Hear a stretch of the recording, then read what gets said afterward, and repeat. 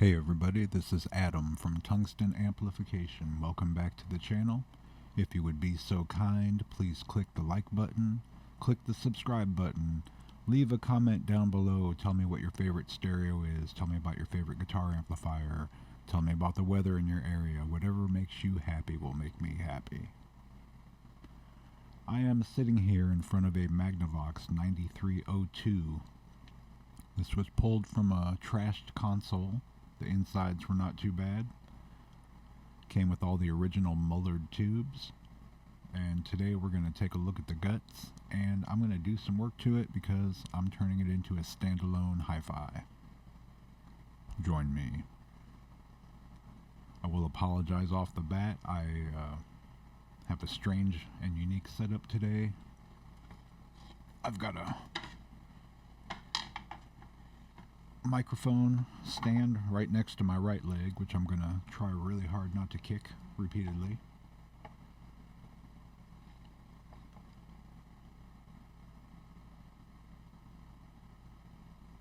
Get the light dialed in there. I've got my trusty Roland VS1880 off to my right hand side doing compression, noise reduction, and limiting, along with a touch of EQ to give me this fantastic DJ voice. Got a pair of headphones on so I can hear the audio feed. That'll remind me whether or not I'm actually on the mic when I'm talking to you. Underneath the headphones, I've got a pair of magnifying glasses because I am 51 years old and my eyeballs are not working like they used to. And between my legs, I have a tripod. And that is not a euphemism. I have a camera tripod between my legs here, and I'm going to have to put my hands around it from either side and try to work with it right in my line of sight. But that allows you guys to look straight into the chassis and see all the good stuff. And it's for you guys that I am doing this, because I do this for myself every day. So my plan of attack here with any Magnavox that just came in is to get rid of these two capacitors because they always fail. I am going to squeeze out from this entanglement here so I can grab one of the original Mullard EL84s and show you what they look like.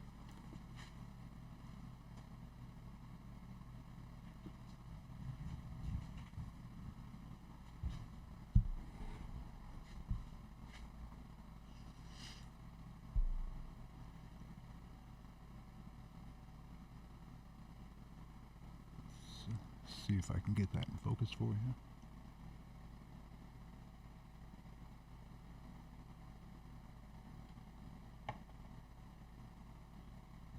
You can probably see that dark ring around the hole in the plate there. Maybe if I rotate it back and forth, you can kind of see it on the glass.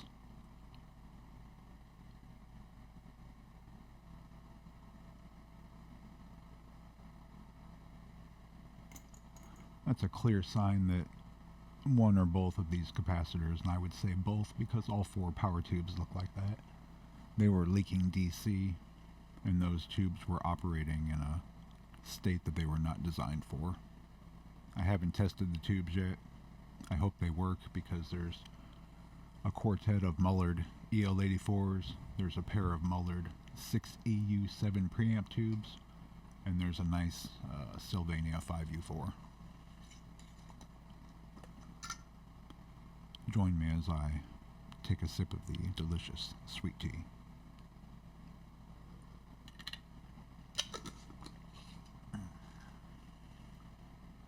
Nectar of the gods.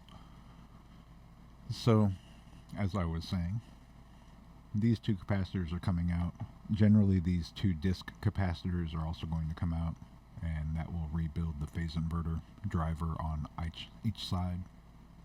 I was going to say either and each at the same time, and it came out as each, which is, I don't know what that is. After I get those out and get the terminals cleaned up, we'll probably go through and measure these resistors. The eventual plan is to disconnect everything from the filter capacitor, put in a pair of terminal strips, run 3 capacitors across here, mount the cathode bypass cap across the cathode resistor. We have to add the balance resistors here. We have to put in a jumper here for the AC so that it actually turns on when you apply power. I'm going to,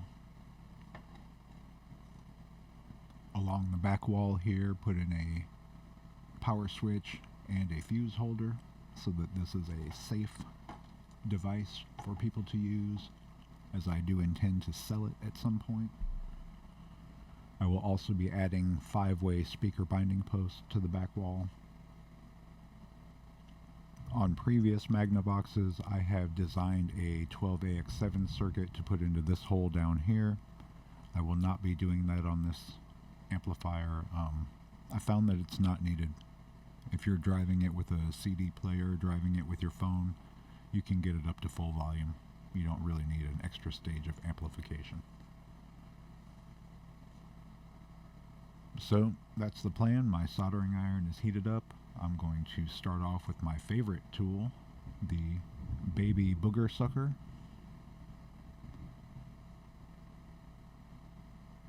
If you hear any rumbling in the background, it is thundering outside. As long as we don't lose power, everything will be fine.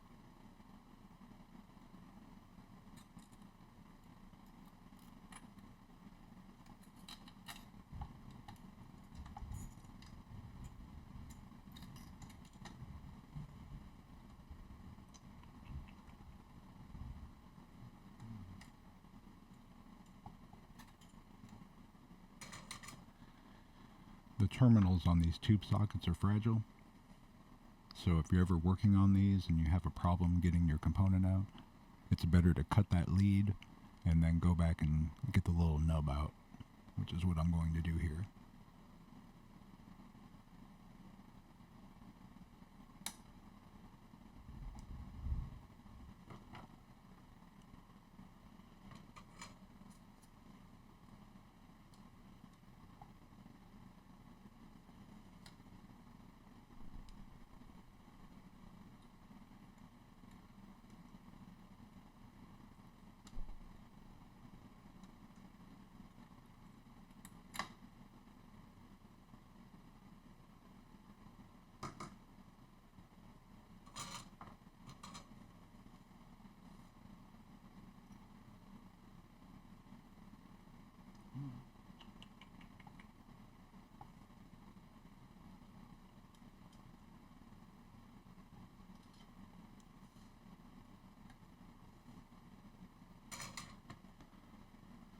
The only drawback with the baby booger solder sucker is that the hole gets clogged and you have to poke it out.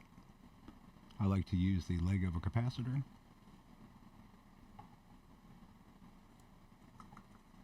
Simply insert it into the hole there, poke the stuff down. At that point, I remove the top and then dump that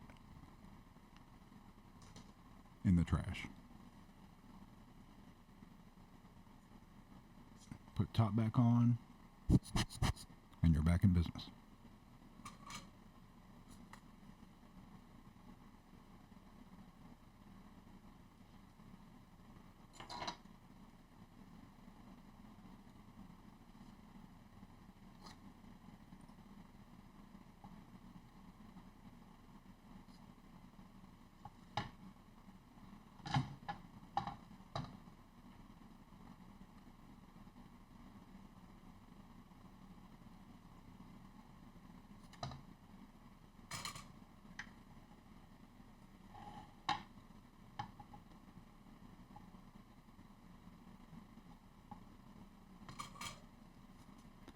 to go ahead and move over to the other tube socket here.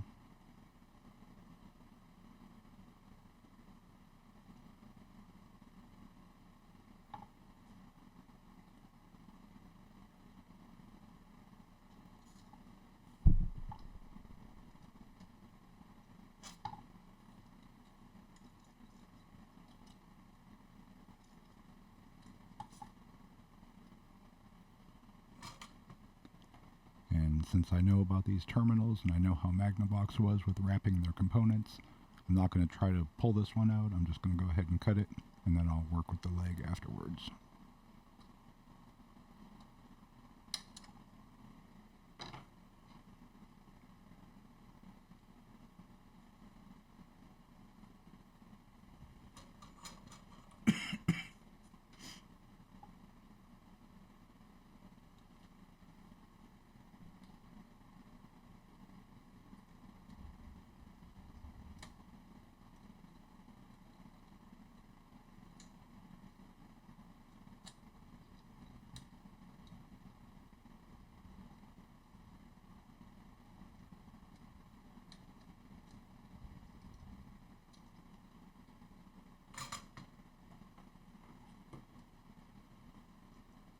I don't know if you can see, but sometimes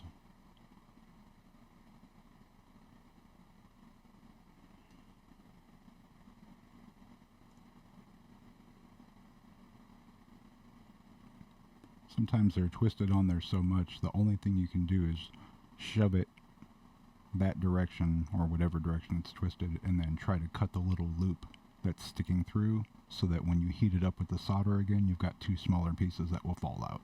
So that's what I'm going to attempt to do here.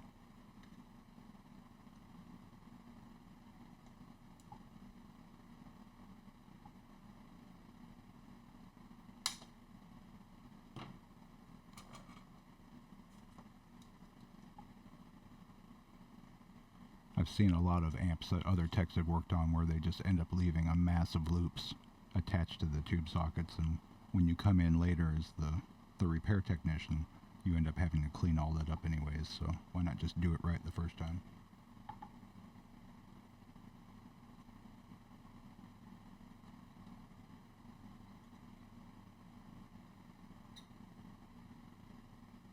Alright, so you can see there I got both pieces of that out. And now I can go back to cleaning the solder out of that socket.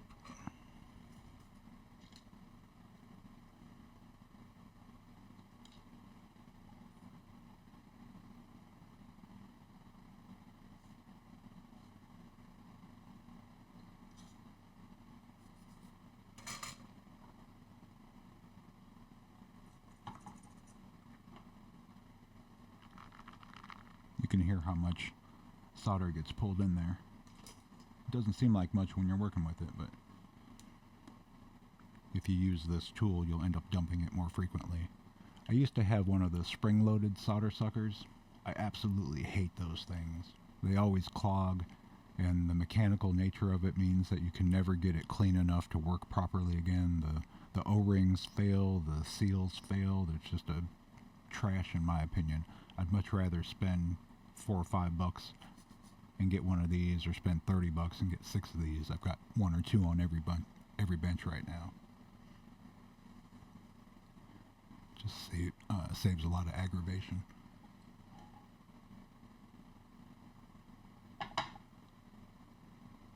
Alright, so we're going to do the same procedure over here on the preamp sockets. I'm going to try to reposition the camera so you can stay really zoomed in on it.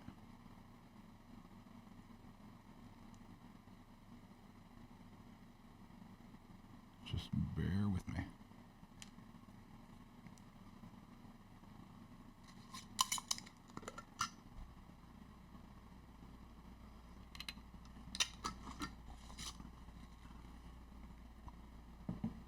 All right.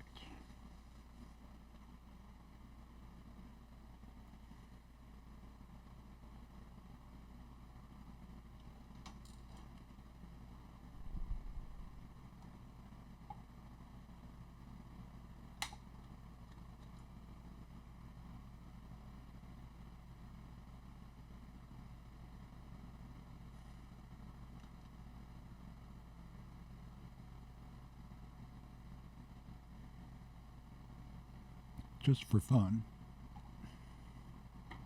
let me find my capacitance meter and let's see what this measures out at. That was my chair, by the way, not me.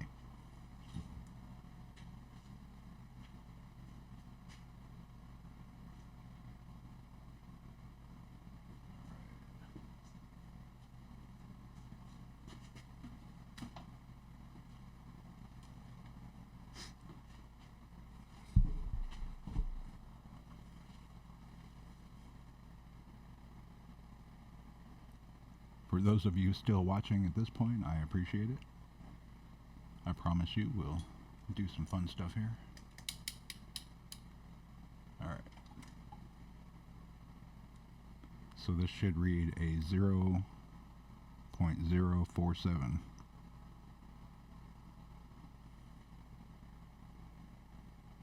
Yeah. Value-wise, it's not too bad. Maybe 40% off.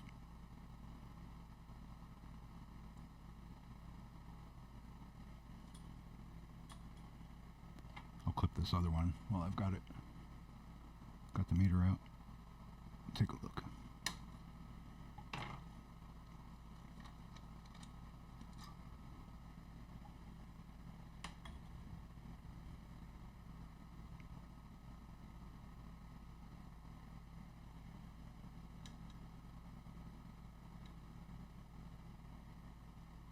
.054. Also not too bad. I've seen them way over. But I still don't trust that these aren't leaking DC. Every one I've ever seen in a Magnavox was leaking DC.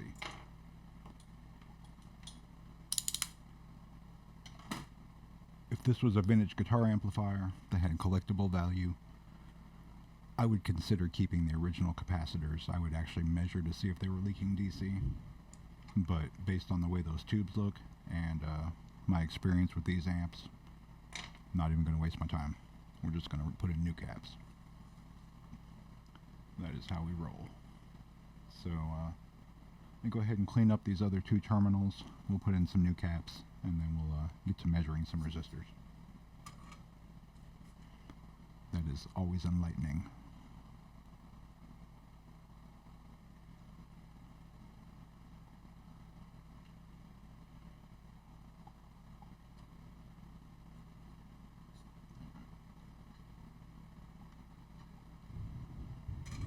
First things first is to push that wire away because we don't want to burn it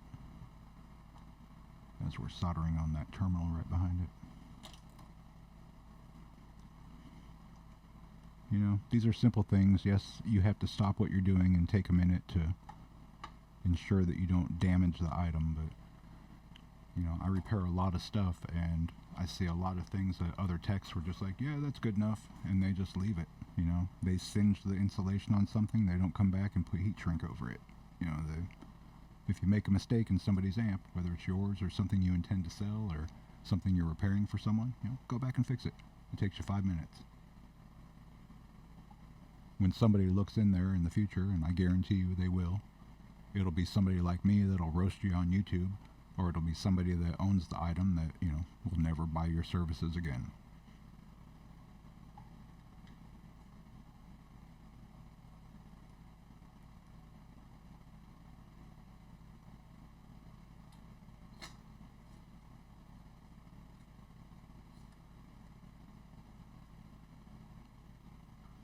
Okay, so I'm going to go ahead and try to get that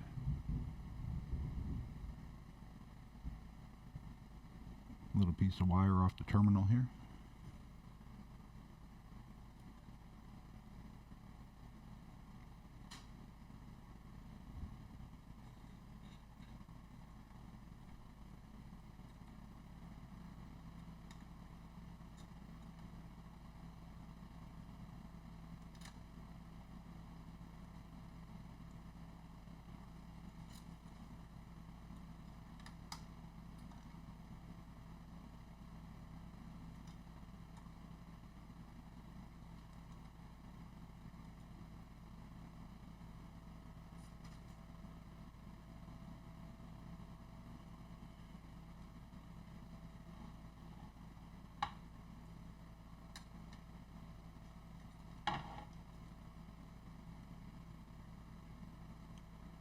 This one's pretty crimped on there.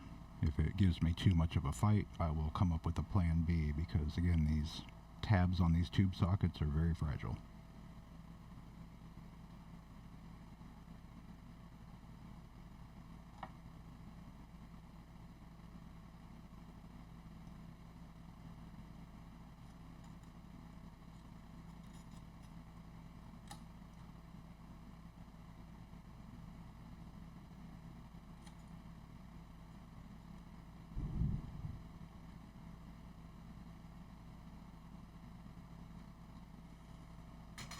Okay, the safest bet on this one, I went ahead and pulled it as far as I could in that direction, and then I'm just going to cut it off next to the tube socket. Go ahead and desolder it again, and then attach my capacitor.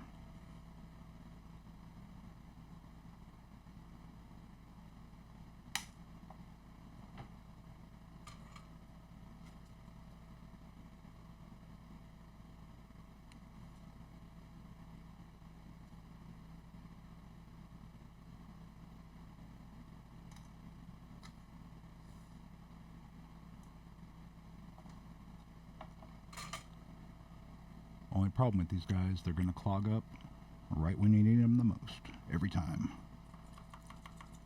You get in there to get that perfect solder blob out, and next thing you know, it's clogged. That's okay, because unlike the mechanical one, it takes 5 seconds to clean it and you're back in business.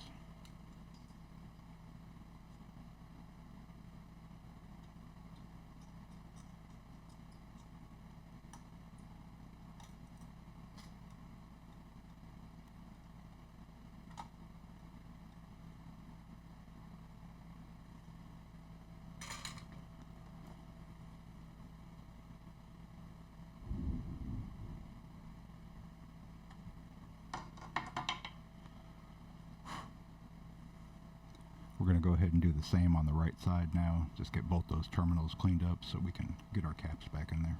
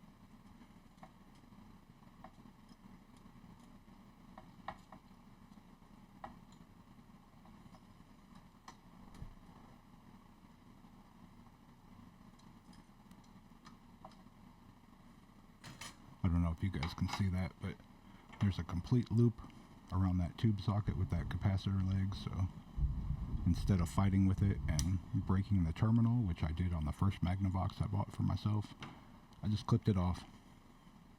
I know it goes against what I said earlier in the video, but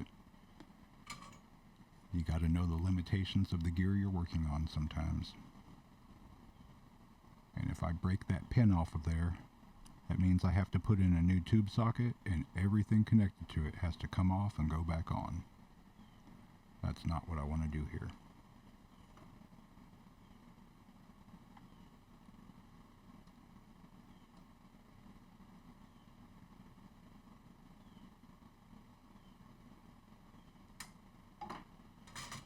Alright, I'm going to go dig through my capacitor box, find a couple 047s that I think will be tasty in here, and I'll be right back. I'm actually going to pause you guys for just a minute. Alright, how about some Russian mil-spec paper and oil caps, the K42Is.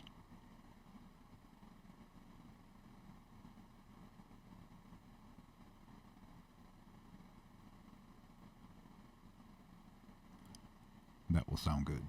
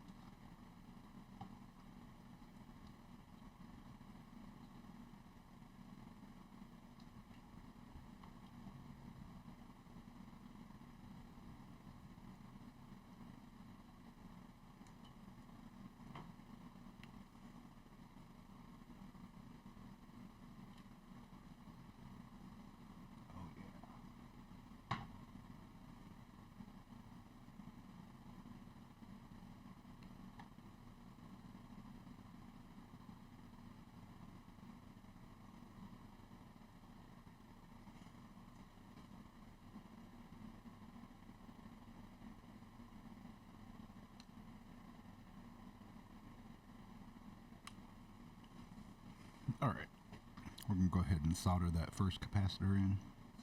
I just want to bend the leg on the tube side. If I can.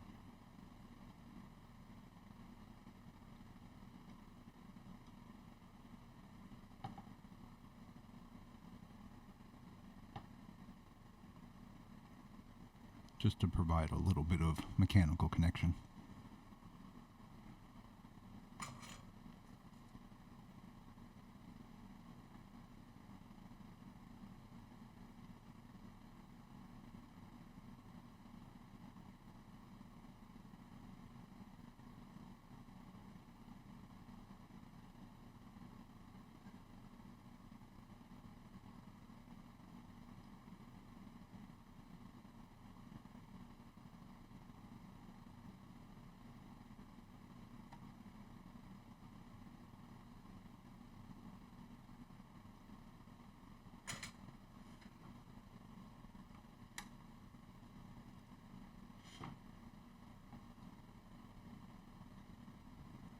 Alright, first capacitor done.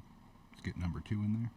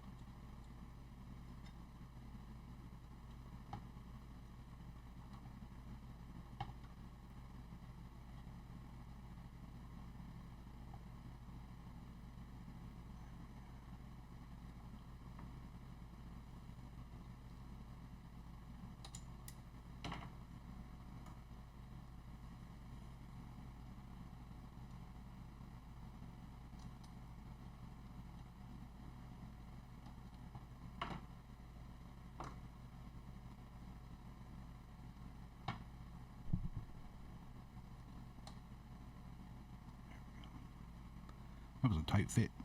We're going to go ahead and solder that in.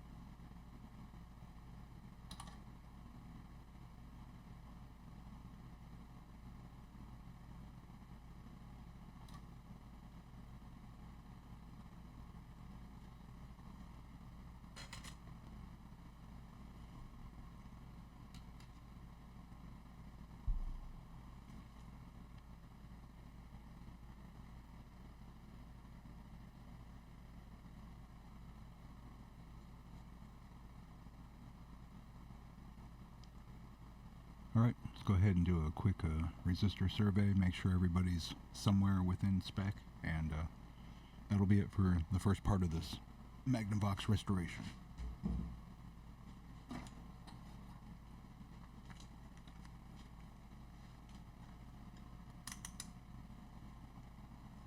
For those of you still here, thank you very much for watching.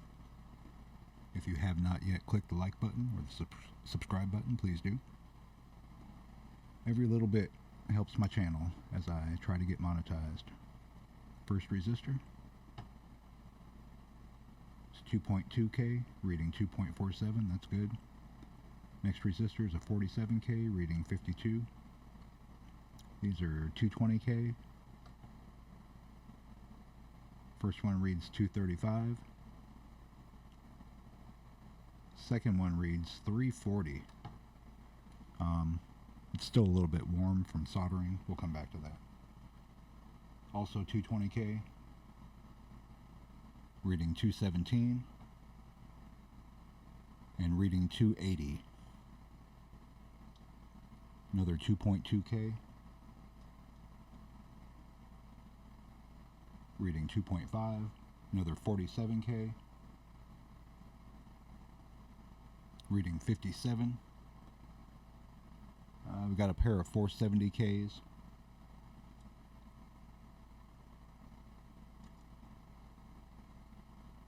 One's reading 564. One's reading 526. Let's go on to the phase inverter portion. We've got a what looks like a 39K? Yep, reading 42. And what is that? 5.6K.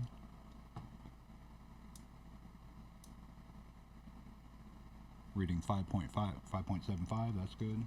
Let's check the same two on the other side.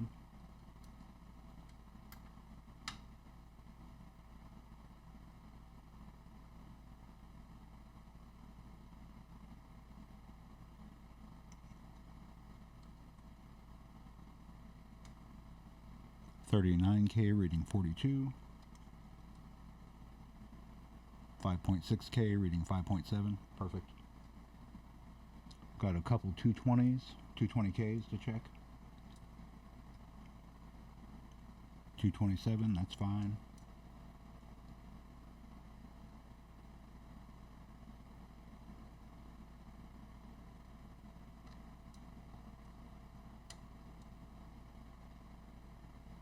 $220, perfect.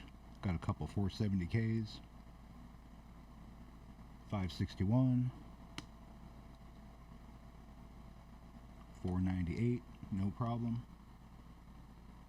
And what looks like a 3.9K on each output.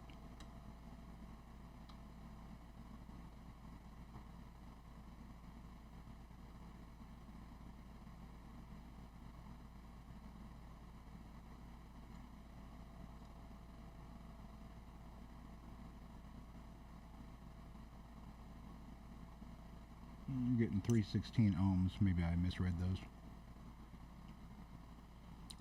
I will have to check on the old schematic. Let's check the cathode resistor for the power tubes. It should be 100 ohms. 102.5. So the resistors for the most part are looking good. Let's come back to that 220K that was reading 300K. Alright, that's reading 337K. That obviously is going to have to be replaced, which is a shame because I was just on that terminal. I cleaned it up, I soldered to it. That's okay. I'll go right back in there and take care of that. But not on video. I'll do that on the next installment. Thank you guys for watching. Hope you enjoyed. If you have questions, leave them below. I'll try to keep part 2 a little bit more concise. This ran about 10 minutes longer than I thought it would.